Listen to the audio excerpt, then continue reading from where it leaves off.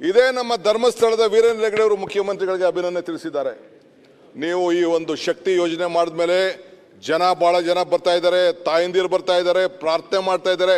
ಆ ಪ್ರಾರ್ಥನೆ ಎಲ್ಲ ನಿಮ್ಮ ಸರ್ಕಾರಕ್ಕೂ ಸೇರಬೇಕು ಅಂತೇಳಿ ನನಗೊಂದು ನಂಬಿಕೆ ಇದೆ.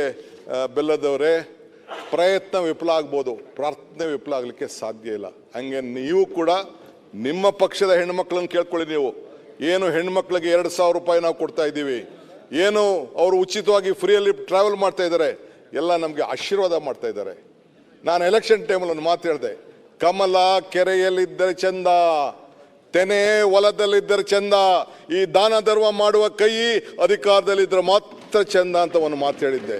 ಹಂಗೆ ಈ ದಾನ ಧರ್ಮ ಮಾಡುವ ಕೈ ಅಧಿಕಾರದಲ್ಲಿ ವಿಧಾನಸೌಧಕ್ಕೆ ಜನ ಕುಂಡ್ರಿಸಿದ ಮೇಲೆ ಈ 5 ಗ್ಯಾರಂಟಿಗಳನ್ನು ಕೊಟ್ಟಿದ್ದೇವೆ. ಈ 5 ಬೆರಳು ಸೇರಿ ಈ ಕೈ ಮುಷ್ಟಿ ಆಯಿತು, 5 ಗ್ಯಾರಂಟಿಗಳು ಸೇರಿ ಈ ಕೈ ಗಟ್ಟಿ ಆಯಿತು. ಅದಕ್ಕೆ ಉತ್ತರ 2028ರಲ್ಲಿ ಈ ರಾಜ್ಯದ ಜನ ಕೊಡ್ತಾ ಇದ್ದಾರೆ. ಅದನ್ನು ಮುಂದಕ್ಕೆ ಆಮೇಲೆ ಮಾತಾಡೋಣ. 2024ಕ್ಕೆ ಕೊಟ್ಬಿಟ್ರೆ ನಿಮಗೆ ಉತ್ತರ ಅದಕ್ಕೆ ಗ್ಯಾರಂಟಿದಿಗೆ.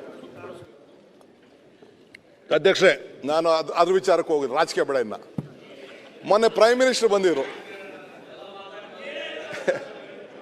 ಇಲ್ಲ, ಉತ್ತರ ಕೊಡ್ಬೇಕಲ್ಲಪ್ಪ. ಈಗ ನಿಮ್ಮ ಟೀಕೆಗಳು ಕೇಳಿದ್ದೀವಿ, ಆಯ್ತು. ಈಗ ನಂದು ಒಂದೇ ಉತ್ತರ, ಟೀಕೆಗಳು ಕೇಳಿದ್ದೀವಿ. ಟೀಕೆಗಳು ಸಾಯ್ತವೆ, ಕೆಲಸಗಳು ಉಳಿತವೆ ಅಂತ ಹೇಳಿದ್ದೀನಿ ನಾನು. ಈಗ ಮೊನ್ನೆ ಪ್ರೈಮ್ ಮಿನಿಸ್ಟರ್ ಬಂದಿರೋ ವಿಶ್ವನಾಥ್, ನೀವು ಬಂದಿದ್ರಿ.